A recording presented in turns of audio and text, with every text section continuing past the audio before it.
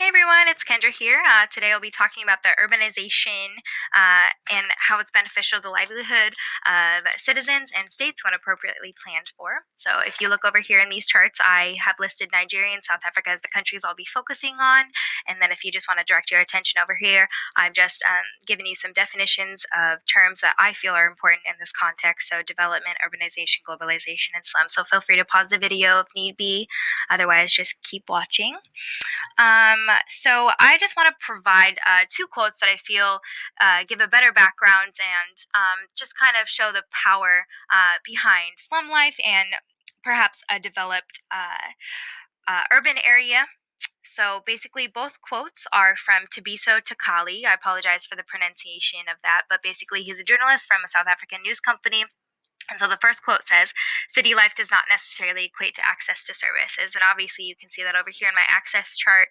Um, Access to water, electricity, sanitization. You can see the percentages are quite low. For South Africa, they're a bit better, but in comparison to America, they definitely have some improvements to be made. So, the second quote is that urbanization creates conditions for economic activity and allows better access to basic public services, but untrammeled urbanization may also lead to a host of social tensions. So, as you will begin to be informed by this presentation, you'll kind of see what social tensions might occur and the risks of slum life, and then also the rewards that a developed urbanization can provide for the livelihood of citizens as well as the state overall. So I'm just going to direct your attention over here to the push for urbanization. I'm not sure if you can see that, so let me just do this. So yeah, the push for urbanization is what we're going to be focusing on.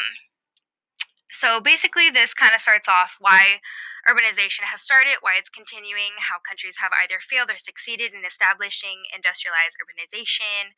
So basically, South Africa started urbanizing before many other countries. So that's why their percentages are kind of higher than Nigeria, just because they kind of had a head start with that. And obviously, when you have a head start, you usually are doing substantially better than other countries.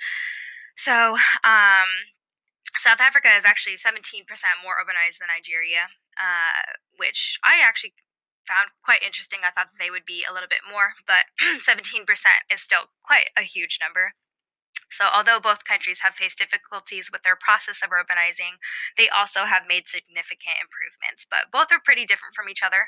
South Africa, the cities within South Africa specifically faced issues with racial tensions, forcing many Black lives to be forced to live in the outskirts of major cities, which often provided little security, risk of disease, limited access to water, health facilities, just kind of daily necessities that are kind of listed over here.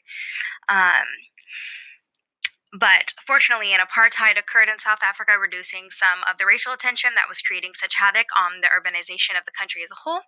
And so, as you can see, the numbers reveal that most have access to sanitization and stuff like that. Just as I discussed, they're a little bit more advanced than Nigeria. Lagos is actually a bit of a different story, though, in the fact that I personally found from all of my research that the government is pretty much the sole blame for the lack of development that was occurring as the increase for urbanization started. So, kind of a daunting fact, and I have it listed in here, is that in 2006, which is only 12 years ago, 70% of the urban dwellers were living in slums. And so, since this number, the government has started to create development plans and take initiative by creating proper housing and employment opportunities to accommodate the new way of life for its people. And so, a program in specific that they decided to focus on was the Eco Atlantic. And basically, this program is designed to supply 250,000 houses, in addition to 150,000 employment opportunities for its people. So the push for this plan has Lagos hoping that they will be able to establish a city that meets international standards, which also will allow for the overall country to participate in the global market. And so I kind of discussed that a little bit in why development needs to occur. Obviously, globalization is kind of a huge topic within urbanization. So overall, when developed urbanization occurs, the livelihood of people increases, and in turn, the economy of the state benefits, launching them into a state of globalization. So investment in education is so crucial when talking about investment in people in urban areas. So in my research, I found that urban labor is highly competitive, requiring that most, if not all, adults, especially the younger generation, needs to be educated in order to obtain abilities and skills that would allow them to participate in the advanced technologies that are taking over the global market. Stanley Fisher, a member from the IMF, said that the world economy is rapidly changing and the most crucial investment needs to be in education. He also said that countries failing to participate in globalization risks the reality of being left behind in a good economic standing. So we kind of discussed that in previous weeks. So I'm sure some of you are familiar with that quote. And so overall, this is just proven that living in rural areas over urban areas, there is 3 times more likely the risk of living in severe poverty. And Nigeria's population, 53.5% is living under $1.90 a day, which you can see here in the economic chart right here. But that's kind of a scary number considering that 48% live in the urban areas.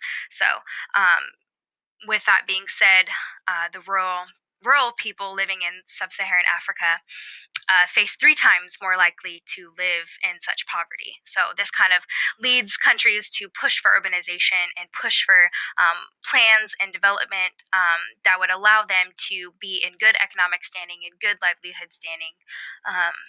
And just prompt them into the right direction. So overall, this poster kind of just explains, the failures that countries have faced or as well as the development that they've also faced. So feel free to pause the video and just kind of give the poster an overall look. I know that some of you guys probably have a lot of data that is disheartening. And so, with that being said, I look forward to watching your presentations, and I hope that I was pretty clear with my information. And yeah, can't wait to watch yours. Thank you.